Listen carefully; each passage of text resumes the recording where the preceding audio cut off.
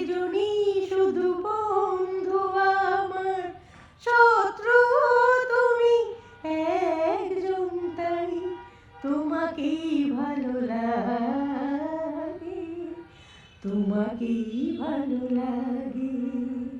নমস্কার, আমি গৈরিকা, কলকাতা ক্যানভাসে তোমাদের সকলকে স্বাগত জানাই আরেকটা নতুন দিন, নতুন ব্লগে। আজকে ওয়েদারটা আবারও মেঘলা, একটু রোদ উঠেছিল বলে আমি সব জামা কাপড়গুলো কাচলাম, জানো, যদিও রোজকার জামা আমার কাচতেই হবে, কিন্তু রোদটা আবার চলে গেল আর শুকোচ্ছে, কিন্তু ঠান্ডা হয়ে রয়েছে জামা কাপড়। যাই হোক, কবে যে যাবে আমি জানি না। দিন শুরু করলাম তোমাদের সকলকে সাথে নিয়ে। আজকে এই কমপ্লেক্সে মনে হয় বিয়ে, জানো তো, সকাল থেকে দেখছি সানাই বাজছে, গান বাজছে, আবার প্যান্ডেলও হয়েছে, কি ব্যাপার বুঝতে পারছি। হ্যাঁ, কিছু একটা তো হবে। সকাল থেকে দেখছি সানাই বাজছে, মাঘ মাস পড়ে গেছে তো ওই জন্য। যাই হোক, তোমরা সবাই নিশ্চয়ই ঠান্ডায় আমার মতোই কাবু কাবু হয়ে রয়েছ। কারোরই আর কাজ সরছে না, আমারও সরছে না, কিন্তু তবু কাজগুলো করতেই হবে, এই হচ্ছে ব্যাপার। আর ব্রেকফাস্ট আজকে চন্দন এনেছে, রেডি করব এবার, এইমাত্রই আনলো। আজকে খাবো আমরা কর্নফ্লেক্স আর দুধ, আর সেই সঙ্গে মিষ্টি তো অবশ্যই আছে। মা এখানে বসে পড়েছে। আজকে আমাদের প্ল্যান হলো দুপুরবেলা হবে লুচি আর আলুর দম, তো সেই জন্য আলু নিয়ে চলেছে। কতগুলো আলু দেখো, ওর নাকি আলু বেশি লাগবে। কয়টা আলু খাবে আজকে আমি দেখবো। আলু খাওয়া আমি বার করছি। কি সুন্দর সুন্দর গান হচ্ছে, যেন সকাল থেকে সানাই বাজাচ্ছে, কি ভালো লাগছে। আমার সানাই শুনতে খুব ভালো লাগে। সানাইয়ের বলতে না একটা করুণ ব্যাপার আছে, জানো তো, বেশ ভালো লাগে। কালকে আমাকে একজন কমেন্ট বক্সে দিয়েছে, কেন যে গানের চর্চাটা ছেড়ে দিলে, তো আমি তাকে উত্তর দিয়েছি যে ভিডিওতে বলবো। কি বলি বলো, আসলে গানের চর্চাটা আমি না ছেড়ে দিইনি, মানে ব্যাপারটা হয়েছে কি জানো তো, এইগুলো না ভীষণ যোগাযোগের প্রয়োজন হয় আর কি, পিয়ারটা দরকার হয়, যে আমি আছি, আমাকে মনে রেখো, এই ব্যাপারগুলো একটু দরকার হয়। তো এবার যেহেতু আমার এগুলো ছিল না, ফলে যেগুলো কমিটি থেকে করা বা গভর্নমেন্ট থেকে করা অনুষ্ঠানগুলো থেকে আমি আস্তে আস্তে বাদ পড়তে থাকি। তারপরে কিছু তো থাকেই, সেটা বলছি না।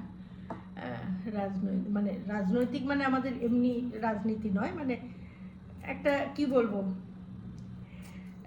সকলের মধ্যে একটা গ্রুপিজম ব্যাপারটা তো সব লাইনেই আছে, সব ক্ষেত্রেই আছে, এখানেও কম বেশি রয়েছে, নেই তা নয়। ফলে ওই মুখ চেনা ব্যাপারটার মধ্যে আমি পড়তাম না, কিন্তু সকলেই আমায় চিনতো, ভালোবাসতো, অবশ্যই ভালোবাসতেন প্রত্যেকেই। কিন্তু ওই যেহেতু আমার সেই যোগাযোগটা আমি রাখিনি মানে কি, আমি ফোন করে কেমন আছো, আমাকে মনে আছে তো, এই প্রোগ্রামটা আসছে, আমি যেন বাদ না যাই, এই ব্যাপারগুলো না আমি কোনোদিনই খুব একটা বলতে পারতাম না, জানো তো।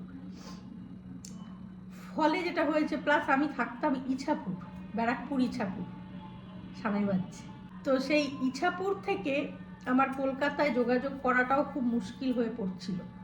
প্লাস তোমার যেগুলো ধরো টিভি শোগুলো ছিল সকালবেলার দিকের, যে অনুষ্ঠানগুলো আমি মানে সুযোগ পেয়েও করতে পারিনি, আমাকে ডাকতে পারেনি। অনেকবারই শুনেছি এই কথাটা, জানি না সত্যি মিথ্যা কি, যে অত দূর থেকে সকালবেলা আমি কি করে আসবো, 3টে সাড়ে 3টের সময় বোধহয় ওরা, 4টের সময় ওরা গাড়ি পাঠায়, আর ইছাপুরে তো গাড়ি পাঠাবে না।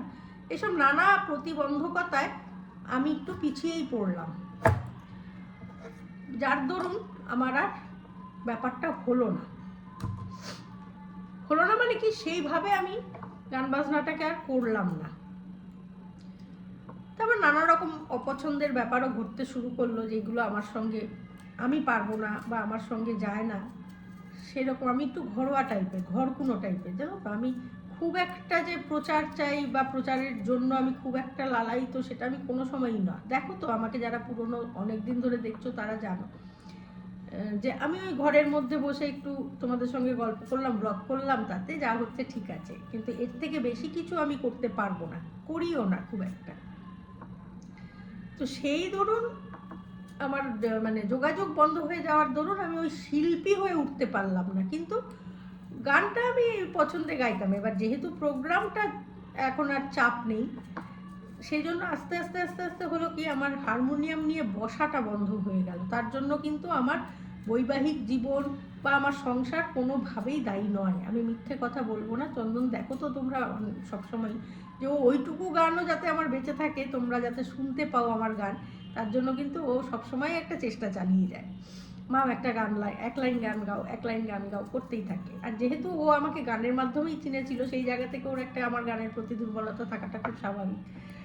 তো সেই জায়গা থেকে কোনো রকমভাবেই কিন্তু কোনো প্রবলেম নেই, বা আমার শ্বশুরবাড়ি কোনোভাবেই কোনো প্রবলেম নেই। কিন্তু আমি করে উঠতে পারলাম না, সেসব দিয়ে আর কন্টিনিউ করতে পারলাম না এইসব কারণে। এই হচ্ছে ব্যাপার। চর্চা আমি ছেড়ে দিলাম, ওইটাই কারণ যে যেহেতু সেই চাপটা নেই, ফলে আস্তে আস্তে আস্তে আস্তে হলো কি হারমোনিয়াম নিয়ে বসাটা আমার বন্ধই হয়ে গেল। বাবার কাগজটা দেখতাম, বাবার অসুস্থতার জন্য বাবাকে সেবা শুশ্রূষা করতাম, নিবুলাইজার থেকে শুরু করে অক্সিজেন দেওয়া সবটাই আমি করতাম। ফলে আর বলো না, ঠিক আছে, আর কিছু না। তো যাই হোক, জানতে চেয়েছিলে তোমরা তুমি যে কেন আমি চর্চাটা ছেড়ে দিলাম। এটাই হচ্ছে মূল কারণ। সবাই দ্বারা সবটা হয় না, জানো তো। আর ভাগ্য একটা ব্যাপার, আমার হয়তো ভাগ্যে ছিল না সেই সময়ে। যতটুকু পেয়েছি আমি মনে করি আমি অনেক পেয়েছি। অ্যাটলিস্ট যারা নামকরা শিল্পী প্রত্যেকেই আমার নামে তো চেনে, আমাকে তো ভালোবাসে এখনও, এটাই অনেক। এখনও অনেকেই আমার সাথে যোগাযোগও রাখে, ফোন করে, কথা বলে, ঠিক আছে, ব্যাস এতেই আমি খুশি। আর কি চাই? তবে আমি প্রচুর সহযোগিতাও পেয়েছি, এটা ঘটনা। প্রচুর ভালো মানুষের সান্নিধ্যেও আমি এসেছি, যারা চাইতেন মনে প্রাণে যে আমি গানটা গাই। এরকম মানুষও আছে, বলে দিলাম আজকে। আগেও বলেছি, হয়তো তুমি নতুন এসছো, ফেসবুকে দিয়েছে কমেন্টটা, সেই জন্য তুমি জানো না, তাই জন্যই আবার বললাম। আর আমার গানের জীবন নিয়ে জানতে চেয়েছো, সেটা জীবন এমন কিছু আমার জীবন নয় যেটা নিয়ে আলোচনা করতে হবে, তবু আমি একদিন নিশ্চয়ই বলবো সময় করে।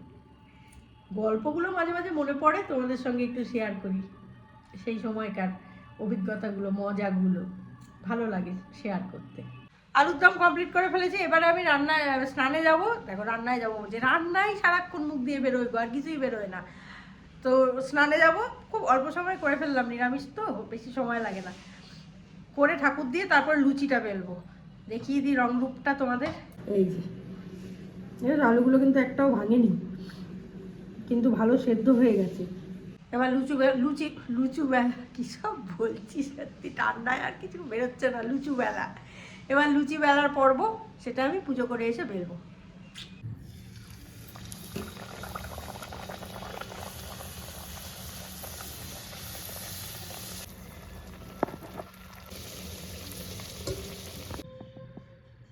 ওদের সবার খাওয়া দাওয়া কমপ্লিট, এবার আমি খেতে বসেছি। লুচি, আলুর দম আর একটা করে মিষ্টি। আজকে জমে গেছে পুরো লাঞ্চ মেনু, একটু অন্য রকম হলো এই আর কি। ঠান্ডার মধ্যে একটু লুচি টুচি খেতে ভালোই লাগে। তো চলো আমি খেয়ে নিই চট করে। খাওয়া দাওয়ার পরে আমি যে ঢুকেছি কম্পিউটারের তলায়, ব্যাস আর বেরোতে পারছি না। দেখো না, আর ঢুকলে না আরও বেশি কাঁপুনি দেয়, জানো তো, এই জন্য আমি এখন ঢুকতে চাই না।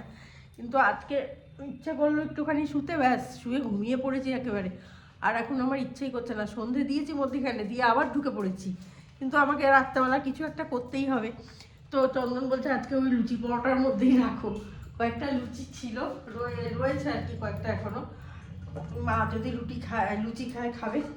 আমি আবার একটু ময়দা মাখা হলো, এই যে এখানে একটু ধনে পাতা দিয়ে ভাবছি পরোটা করে নেবো। মানে ধনে পাতা এটার মধ্যেই মিশিয়ে পরোটা করে নেবো, গন্ধটাও ভালো লাগবে ধনে পাতার, আর একটা নতুন খাওয়া হলো এই আর কি। তো এইগুলো করলাম, করে টোরে না। তোমাদের কাছে তো আমার ব্লগ তো শেষ করা হয়নি, এত মানে ঘুমোচ্ছি, কোনো রকমে কাজ করছি, করেই কম্বলের তলায় ঢুকে যাচ্ছি। এত ঠান্ডা পারা যাচ্ছে না, জানো তো। যিনি জানতে চেয়েছিলেন আমার কাছে কেন আমি গানটা নিয়ে আর চর্চা করছি না বা করলাম না, সেক্ষেত্রে আশা করি আমার উত্তর পেয়ে গেলেন যে সমস্যাটা এইটাই, আর এর থেকে বড় কিছু সমস্যা না। দিগন্তিকা দি, তোমাকে একটা কথা বলি, খুব ভালো লাগলো কালকে তোমার কমেন্টটা, জানো তো, মনে অনেক কথা মনে উঠে আসলো আর কি তোমার ওই কমেন্টটা থেকে। সত্যি ঠিকই বলেছো তুমি, যে ইছাপুরের আমার সঙ্গে আজকের আমার প্রচুর পার্থক্য। আর টোটালটাই, তুমি যেহেতু ইছাপুর থেকে জানো, সেজন্য টোটালটাই সম্ভব হয়েছে আমার সমালোচনার জন্য। আমার এত সমালোচনা হয়েছে যে সেইটা আমাকে পরিবর্তন করে দিয়েছে। তোমাকে কমেন্টে উত্তর দিয়েছি, পরিস্থিতি আমাকে পরিবর্তন করতে বাধ্য করেছে, কিন্তু সেটা আমার খুব ভালো হয়েছে। তার জন্য আমি অবশ্যই মানে আমারকে নিয়ে যারা এত কথা বলেছে আমি কিছু কাজ পারি না, অলস, হ্যানা ত্যানা, অমুক তমুক, আবর যাবর, তাদের প্রত্যেককেই আমি সবসময় কৃতজ্ঞতা জানাই, ধন্যবাদ জানাই। সেই দিন এই ঘটনাটা না ঘটলে আজকের আমি যে এটা এত কিছু করতে সত্যিই পারি সেটা আমার জানাই থাকতো না, অধরা থাকতো। তো সেই জন্য আমি সত্যি আমার ওই পরিস্থিতিটাকে ধন্যবাদ জানাই। এটা ঘটনা যে মানুষের পরিবর্তন, জানো তো, মানুষ চাইলেই করতে পারে।